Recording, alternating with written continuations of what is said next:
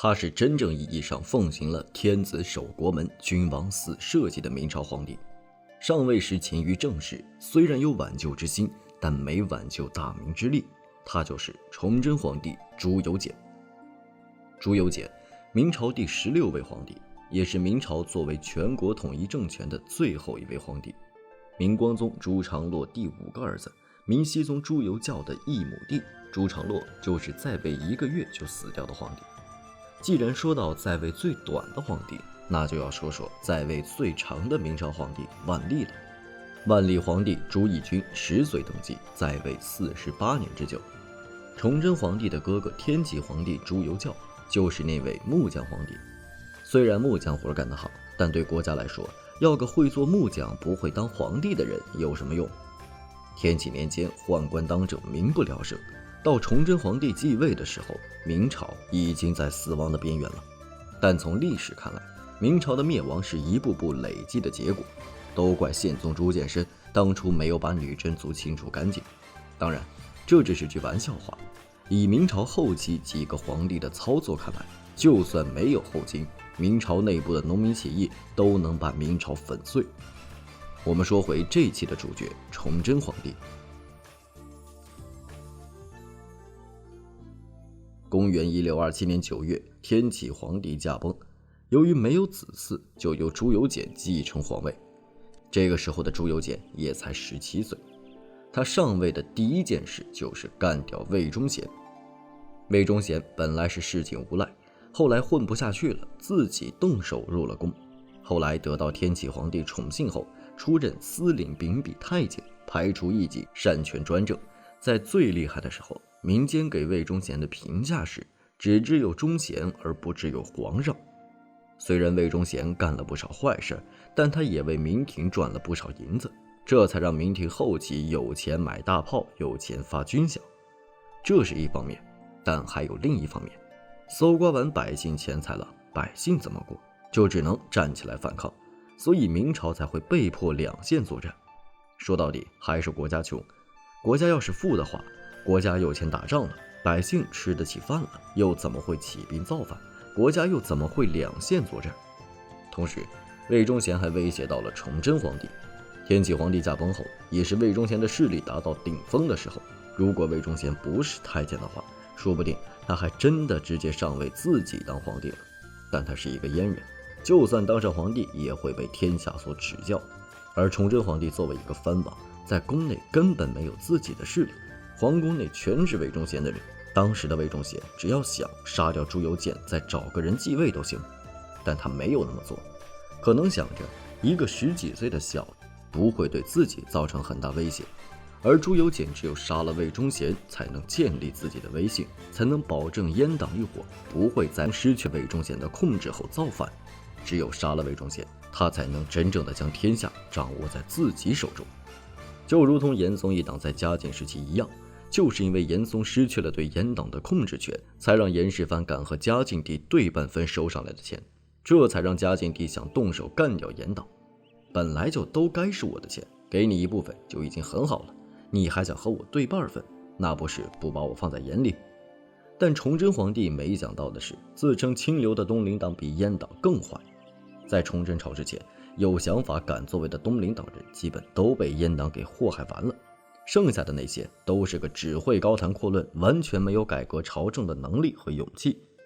而且之后东林的各个党派自己又开始争了起来，只要是不顺他们意的人，他们也会打压。在崇祯皇帝将阉党的势力清理得差不多的时候，他把一众在天启年间被罢黜的官员召回，包括袁崇焕，并将收复辽东的使命交给了袁崇焕。袁崇焕也是不辱使命，将辽东守好了。崇祯皇帝以为这样就行了，但天要明朝亡，谁又拦得住？元朝到清朝末期的这段小冰河期，导致地球气温大幅下降，使全球粮食大幅度减产，各种自然灾害接连不断，由此引发社会剧烈动荡，人口锐减。特别是到了明末清初的几十年，正好被崇祯赶上。这段时间平均气温都要比往年低，夏天大旱和大涝同时出现，冬天又奇冷无比。崇祯2年因为天灾，在驿站工作的李自成失业，崇祯3年，山西又出现大饥荒，百姓已经将能吃的吃完了，开始吃土了。之后基本上年年有饥荒，年年有瘟疫，百姓为求生，要不落草为寇，要不就加入起义军反抗朝廷。为了对付起义军队，崇祯是经常性的更换围剿起义军的将领，只要换上去的将领出了一点点的问题，马上就会被换下来。但其中除了一个名为熊文灿的将军没有多大建树外，其他的几位多多少少都有些功劳，但都因为一点点的小过错被崇祯皇帝起疑就被换下来了。这个时候的北方的皇太极也在不断的骚扰边境，袁崇焕再怎么能守，也只能防住一部分。崇祯皇帝只能两头作战，一边对付起义军，一面对付皇太极。后来崇祯皇帝中了皇太极的反杀计，杀了袁崇焕，这下子就真的两线作战了。随着局势日益严峻，崇祯皇帝想和皇太极一方议和，但朝中大臣以南宋为例，劝阻崇祯帝，崇祯帝陷入两难，而明朝就在这两难之中逐渐灭亡。清军和农民起义军连战连捷，而崇祯皇帝的手下能用的人死的死，逃的逃。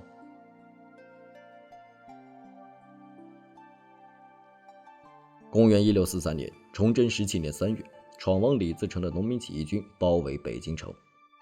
在3月18日晚，崇祯皇帝与贴身太监登上眉山，看着紫禁城周围的战火，之后命周皇后和袁贵妃带着自己的孩子们进宫，在简单叮嘱几句后，命令太监将自己的皇子送到亲戚家躲藏，而后哭着命令皇后和贵妃殉国。在皇后贵妃自缢后，崇祯帝又将自己的女儿赐死，之后又砍死自己很多的妃子。19日凌晨，李自成从张义门攻入北京城，皇宫内守军太监四散，到拂晓时间，皇宫内已是火光冲天。崇祯帝在此时召集剩余官员说：“诸臣勿震也，国君死社稷277年之天，一旦弃之，皆为奸臣所误，以至于此。”之后，崇祯帝在眉山的歪脖子树上吊死。吊死前，在蓝色袍服上写道：“朕自登基17年，虽朕博得匪功，上甘天怒，然皆诸臣误我，致逆贼直逼京师。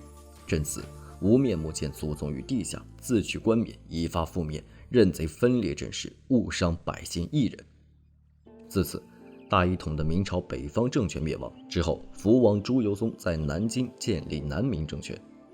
崇祯皇帝在位的17年，也是明朝逐渐走向灭亡的17年。虽然崇祯皇帝竭尽全力，在位的17年里，崇祯帝也是勤于政事，努力工作，并且在皇宫里没有新建任何东西，在吃穿方面也是能省则省。虽然他很努力，但国家没有一个能指导他、帮助他、能够指正他问题的人，所以他也干了不少错事儿。而且明朝已经陷入一个死循环里面，根本不可能跳得出来，灭亡是肯定的。崇祯只能说是生的时期不对，若是生在盛世的话，或许还能成为一代明君。那么大家对崇祯皇帝朱由检有什么看法呢？欢迎在下面的评论区留言。好了，今天的视频就到这里，想了解更多记得点个关注，下期视频我们不见不散。